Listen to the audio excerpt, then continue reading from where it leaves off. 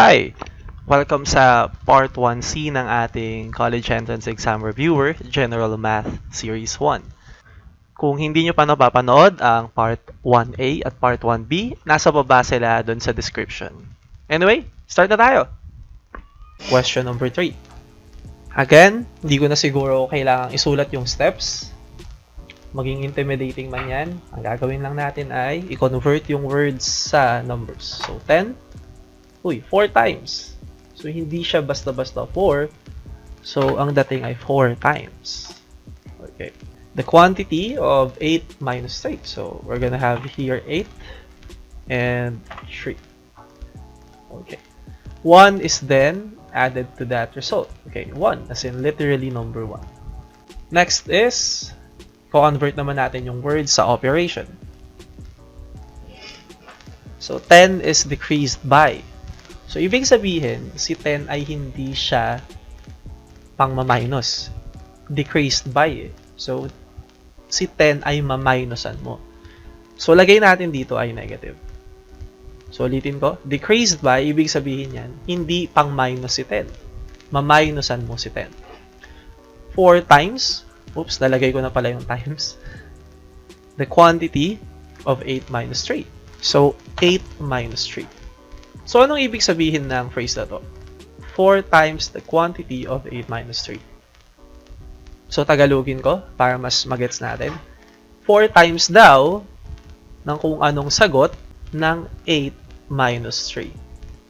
So, ibig sabihin, ang magiging translation mo niyan ay 4 times parenthesis 8 minus 3. Okay. So, try na natin siyang isulat. Okay? 10 minus 4 times 8 minus 3. Okay, ganyan siya. So, bakit ko nilagyan ng parenthesis yung 8 minus 3? Kasi, hindi mo pwedeng i-multiply sa 4 yung 8 minus 3 without knowing the answer first. Kailangan mo munang sagutan yung 8 minus 3 bago mo siya i-multiply sa 4. Ganun tumatakbo yung logic niya.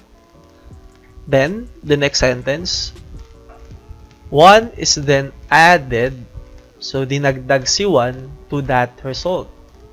Ibig sabihin ng result ay kung ano man daw yung sagot dito. Okay. Kung ano man daw yung sagot dyan, 1 is then added. So, maglalagay lang tayo dito ng plus 1. Okay.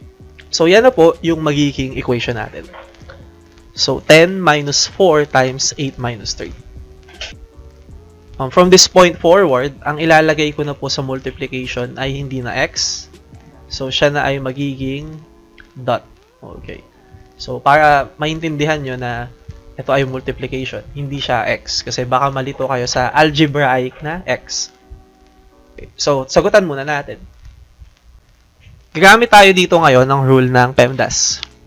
Anong ibig sabihin ng rule ng PEMDAS? Unahin daw muna natin yung mga nasa loob ng parenthesis. Then, kung may exponent daw. Then, kung anong numbers daw yung kailangang i-multiply or divide. And then, tsaka daw tayo mag-add or subtract pag natapos na lahat. So, anong unahin? Yung bracket ba na to? Yung mas malaking parenthesis or yung maliit na parenthesis? Ang uunahin yung parenthesis ay ang pinaka-loob na parenthesis. Okay? Kung nakakita kayo ng parenthesis sa loob ng parenthesis, sa loob ulit ng parenthesis, yun yung pinakaloob. Yun yung una nyong sasagutan. So, ang unang pinakaloob na parenthesis dyan ay 8 minus 3. Ang 8 minus 3 natin ay 5. Ngayon, nilipat ko lang dito yung equation para mas maging malinaw. So, magiging 10 minus 4 times 5. So, yan na. Magiging 10 minus 4 times 5. Anong isusunod natin? 10 minus 4 ba? Or 4 times 5? Sundan natin si PEMDAS. So, ano bang unahin? Yung multiply ba or divide? Or add or subtract? Logically, multiply or divide. So, multiply ito. 4 times 5 muna. So, what is 4 times 5? So, ito ay 20. Ang 4 times 5 ay 20. Inuna natin yung 4 times 5 dahil alinsunod sa rule ng PEMDAS. Multiplication muna bago add or subtract. So, magiging 10 minus 20. So, kung nanonood kayo kanina, may ganito din tayong rule kanina. So, 10 minus 20. Paano yan? Si 10 kasi ay positive. Positive 10 minus 20. Magkaiba sila ng sign. So, ano yung 10 minus 20? Una, subtract mo muna si 20 minus 10. Okay, subtract mo muna si 20 kay 10. Pag sinubtract mo yan, makakakuha ka ng 10. Pero anong sign? Anong sign? Susundin mo daw yung sign ng pinaka malaking number or mas malaking number. So, mas malaking number si 20. So, susundin natin ay negative 10. So, ang pinaka-answer daw nito, pinaka-sagot nito, negative 10. Okay na. So, may negative 10 na tayo. Tuloy na natin. 1 is then added to that result. So, magiging negative 10 plus 1. Okay. So, I guess, magiging manageable na to sa inyo after nyong manood ng ilang numbers. So, una ay 10 minus 1. Dali lang to. Ay 10 minus 1. Siyempre, ang sagot natin dyan ay, of course, it's 9. Then, sundan daw natin yung sign ng mas malaking number, which is negative 9.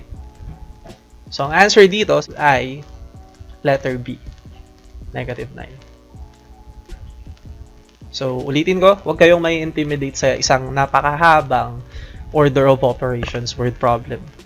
Kailangan mo lang siyang i-translate sa words, and then yung operations i-translate mo, at magiging manageable siya para sa inyo.